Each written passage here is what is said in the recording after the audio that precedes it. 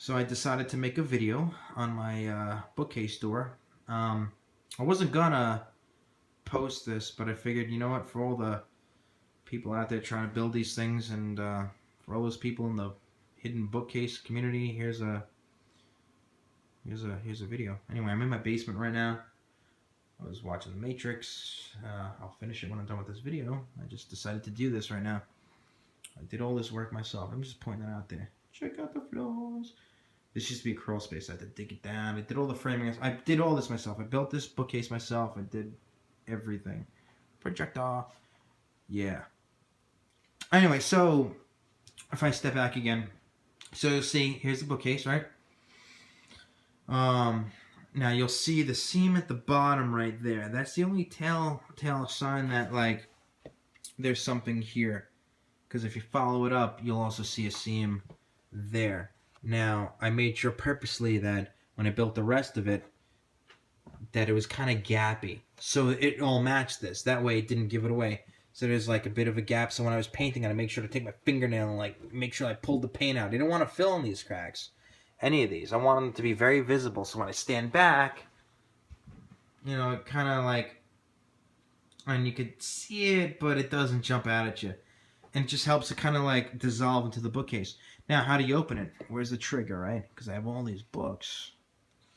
All these different books. Which one is it? Now, I had to steal this idea. I saw a video and a guy used a book, and it was Jules Verne. So, yes, that is my trigger right there. But I had to put it next to other books to make it look cool. I didn't want it to be right next to the wall because I kind of gave it away. So, I've got Sherlock Holmes with a little keyhole. Da Vinci Code, little keyhole on the book. See those? And then boom, Jules Verne, right? So, how do you open it? Instead of pulling it backwards, and yes, this is plywood, I had to hollow out all these books for the mechanism, and I'll show you that later. Very simply, I'll do it with one finger. Open it, right? And you just take it, and you pull, and the door opens right up. And yes, I have a bathroom back there. So when I stand back, you'll see the whole bookcase doesn't open, but part of it does. Otherwise, it would have been too big of a door. And if I would have made the bookcase as wide as just this only, it would have looked like a door even when it was, you know, just shut. So, but when it's super wide, it blends in with like the wall. So anyway, I have a striker here. It works just like a doorknob because I built it off of, you know, you just turn the knob, that will open. Same with this. I'm going to open the book. Oh, shit. I'm going to open the book. So when I turn this and I do this, you'll see striker opens up and with ease. So I'll open it up. I'll go on the back, so let me just shut this. So I got my bathroom. That's good, people. Anyway. So when I go in here, let me open this up. You'll see the hinges. 1, 2, 3, 4. Those are called sauce hinges. Now these are very special hinges. You have to notch them out and put them in. It's a bit of work, but you know they could all hold. I don't know how many pounds off the top of my head for these particular size sauce hinges. SOSS sauce. I don't know, maybe 150 pounds. You know, across. I don't know. But just in case it couldn't hold the weight, I decided to put a wheel on the bottom. You see that right there? Oh, let me get outside. Now, it's just an in case of kind of thing. So when I open and close, you'll see that the wheel is just hanging over the floor. Now, my floor is pitched this way, right? Like that. So when I do push it open, eventually it will catch. It will catch. There, it starts to just glide across the top. And it'll glide across all the way until I put it up against the wall. So when I close it, eventually it stops catching right about here, right? All the way up until I close it. Now, the way the door opens, you'll see in the corner here, you can't have a molding, at least the way I did it. I couldn't have a molding against this wall. Now, it looks like drywall over here, but this is actually the wood frame that I built, and I just painted it. You'll see there's a 2x and a 1x. And I just caulked the seams, and I just painted it the same color as the wall. You'll never know, you know, when you're standing back. Anyway, so I made this painted line, kind of matches the white trim, but you'll also notice that I notched out the baseboard. It looks good because I'm like right on it. but it's notched out right here. Why? Because when I open this door, you'll see. I hope I can do it while I'm gonna barricade myself. I don't know if I'll open it all the way, but it goes into the wall. I'm trying to squeeze myself in. So when you see that, I'm in where the molding is. So if I didn't notch out that molding, I'd be hitting it way before the door even opened. All right. I'll go further. So again, closed. Jules Verne, pop, boom, open. That's what it looks like open. So now I'm gonna go inside again. Oh yeah, it's my recording studio. Check out the Valley of Kings album by the Echo Chamber. Fucking best album of the year. I keep my my booze here as well, so I thought it was a pretty cool place. Put a little Edison bulb in here to kind of keep it sort of rustic. Little 1920s little fold-up bar that I got, antique. It's pretty cool. Anyway, so I got the back cladded with plywood. The sides of the bookcase itself, like the part that opens, it's all 1x, except for the bottom and the top. It's 2x. The sides, this is 2x and this is 1x. There's a 1x, and then on the wall it's 2x, and everything's very much lagged into the walls. In fact, you'll see, as much support as I could. So I put an angle piece before I built the wall around it. I put this piece of 2x4 lagged, so keep any kind of movement, out of the question. I lagged it into the floor, but I had to be careful, and that's why I did all these things, because I have plumbing under the floor. Before I poured the floor, I made sure I ran all the radiant floor heating, so the whole floor has radiant floor heating underneath it. So I had to be careful where I drilled into the floor. It was a challenge. So you'll see all the reinforcements. I made sure to make it very strong. So I've got 3, 3, 3, 3, 3, 3 all the way down. I got the knob. Turn it. Now I'll show you the mechanism in a second. Actually, the rails, meaning this piece here and this piece here. The reason it looks so thick, and again I'll back up. When you see it, you see they look thick. Why is that? Because when I open it, I had to do it with such precision, man. I really did. You'll see the striker, right? If I didn't have this kind of depth, here's the rail. You'll see it's actually, there's nothing in back of it, but when it's closed, there's nothing back here. But when it's closed, it lines up, looks thick. So like I was saying, the striker. If I didn't do that, the striker would rub when I open the door. So when I'm almost all the way close, I'm not going to shut the door again all the way, but anyway, so now I'm going to open it slowly. You'll see that the striker almost touches the wall, but it doesn't. And the door itself would almost touch. That's why I had to have that gap.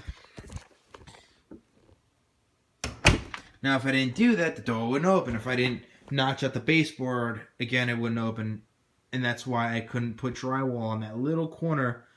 Otherwise, it wouldn't open. But I just painted it. I threw caulk in there, and I think it's fine, honestly. Unless you're staring right at it, you don't notice it. The mechanism is my favorite part. So, how do I do it? So, I hollowed it, I took these books.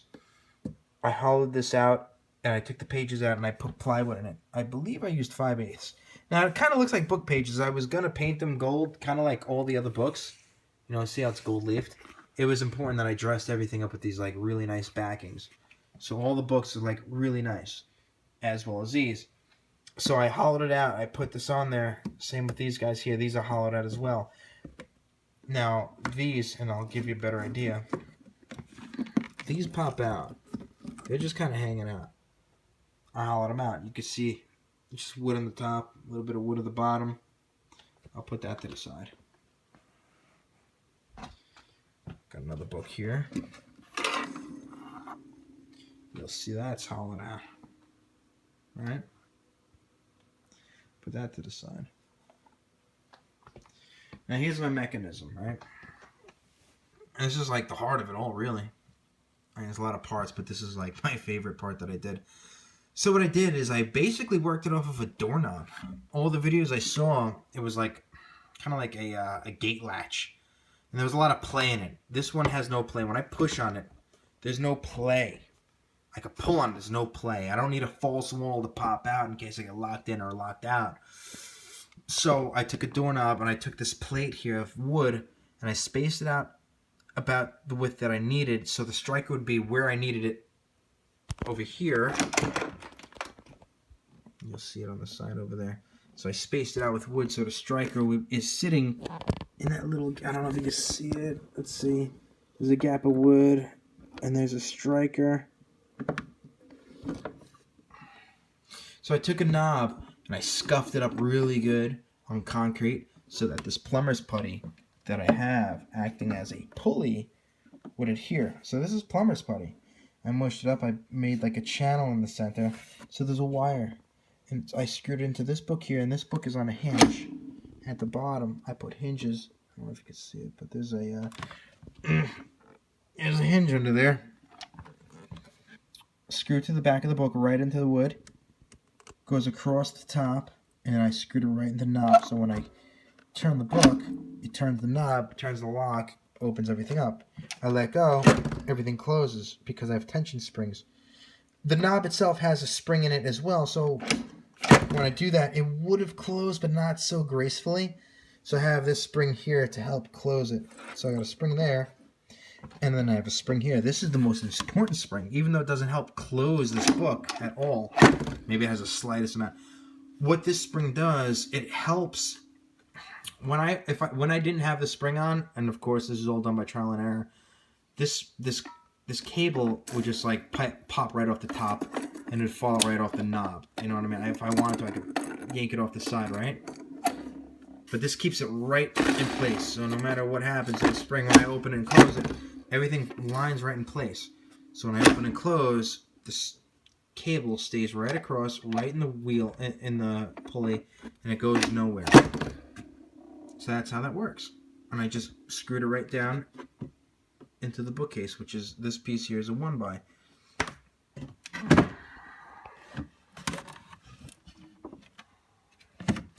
I got some old parts, and then I have my shelving, and underneath here, right under the shelving, is that wheel.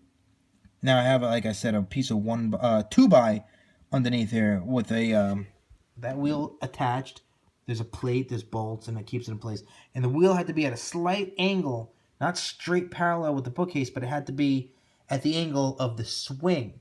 So when I open and close it, it doesn't want to like kick off to the side or whatever. So it just rolls nicely. And I'll show you the idea and how smooth it works. I'm going to shut the door. Okay, so when I open the door, alright, so now it's open. So I'm going to just slightly pull it. I'm going to let it go. It just wants to open. It's just, everything is smooth. Same thing. Close one finger, and it closes. I'll put my books back. These guys. One there.